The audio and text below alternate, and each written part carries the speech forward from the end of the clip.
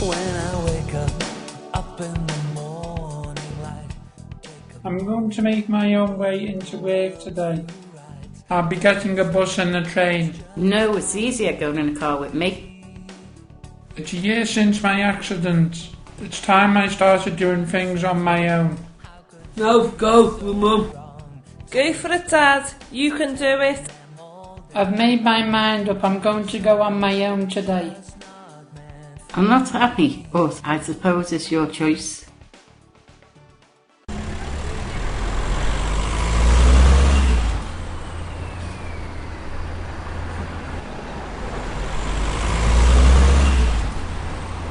So far, so good. Hey, get away!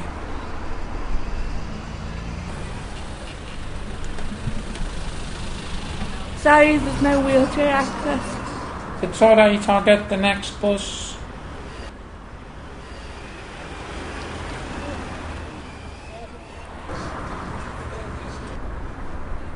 Do you know the time of the next 32 bus?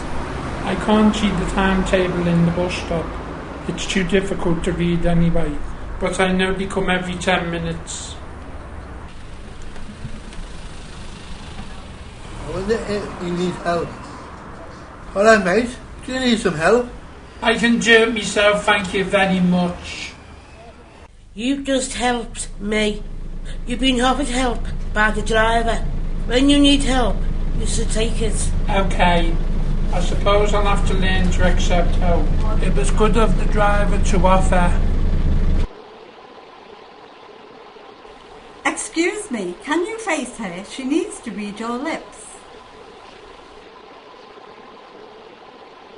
I'm really going. I wish to stop for day 7. Couldn't tell me when to get to Oakfield Road. Can't understand him. Sorry mate, could you say that again? Couldn't tell me when to get to Oakfield Road. I'll try to remember. Don't worry, I know where Oakfield Road is. I'll tell him when to get off. Is that all right? Are you going to Oakfield Road? Yeah. Don't worry, it's not far. Thank you. I've still got to get a train after this bus journey to get to work.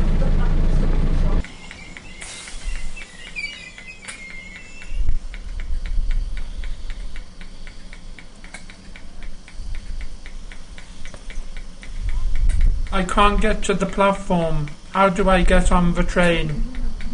You'll need to get a taxi to the next station. It's wheelchair accessible. If you like, I can phone the taxi and I can ring ahead to the next station so that they will be waiting for you with a ramp. I'll come with you. Next time, if you can ring the station you want, they can be ready for you. Can you take me to the next station, please? Are you going into town? I work in town. Okay, no problem. We'll be fine in this taxi. I like using trains. The announcements will let me know when to get off. I've forgotten how much I like looking at the different scenery when I'm on a train.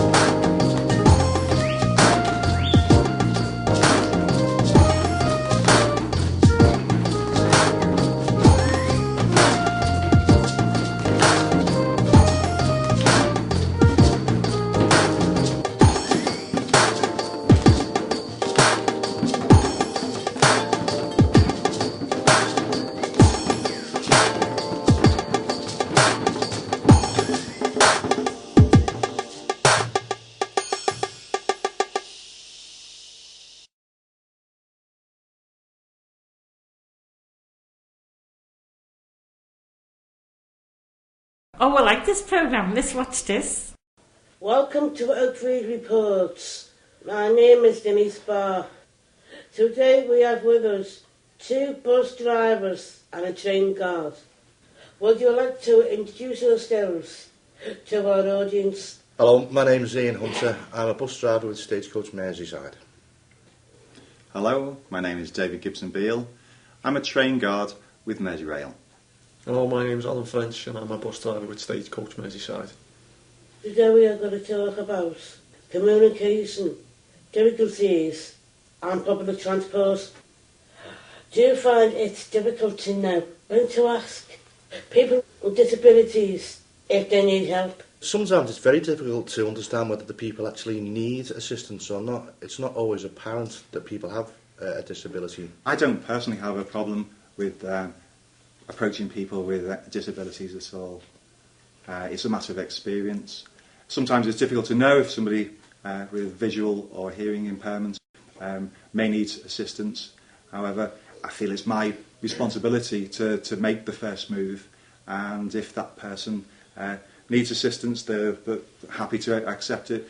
If not, well, I'll just make sure that I'm in the area in case they change their minds. I think sometimes it can be awkward because if we're driving to a stop and there's someone with disabilities that you can't see straight away, you've got to make a decision on, as they open the doors, if they're going to get onto the bus, you've got to try and react and make a decision on the individual person.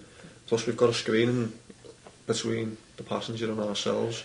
Makes it difficult to hear what they're saying or for them to hear what we're saying. First time you notice that someone may have a disability is when they show you the pass, the disabled pass. Up until that point you mightn't see anything visual, anything at all, until they've showed you the pass, and that's when you realise that they may have a disability, or there could be some difficulty later on. And at that point they've already struggled to get on the vehicle without you knowing they're struggling. Most of the people who are happy to throw their own wheelchair on the bus actually see them, because as soon as you pull the bus up they roll back so they can get a run. Yeah. People who can't tend to stay where the wheelchair is. That's something you learn with experience, that John, Fred and Bill always roll the wheelchair back so they can run up. Have you got any questions for our panel? How do you deal with it if people are rude when you offer help?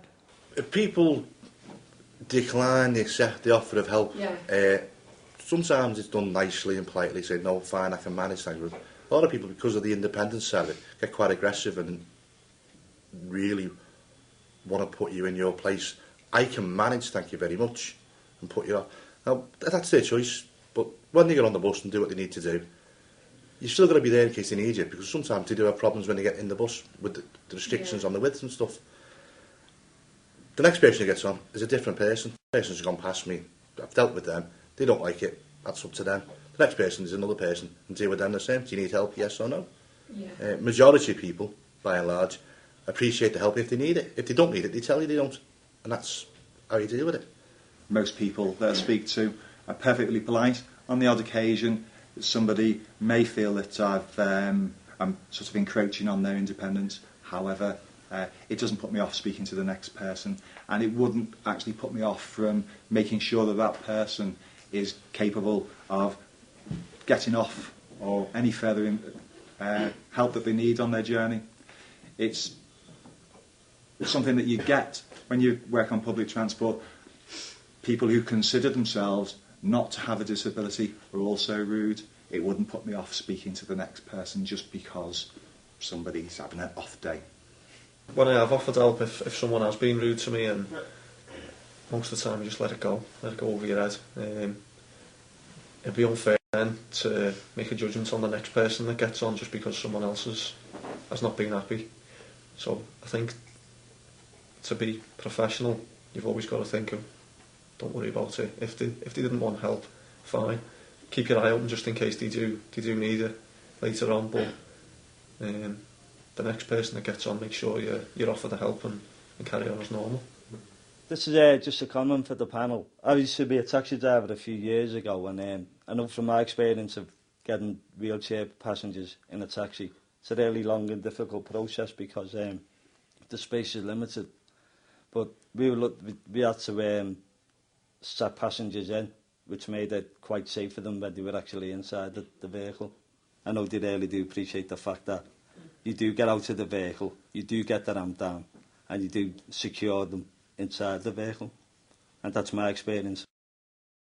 Dad, after that programme, what do you think now about accepting help on public transport? I suppose I can still feel independent, even if I do accept help sometimes. I want to go to the pub. Shall we go on the bus? Good idea. Me and Gemma are coming too.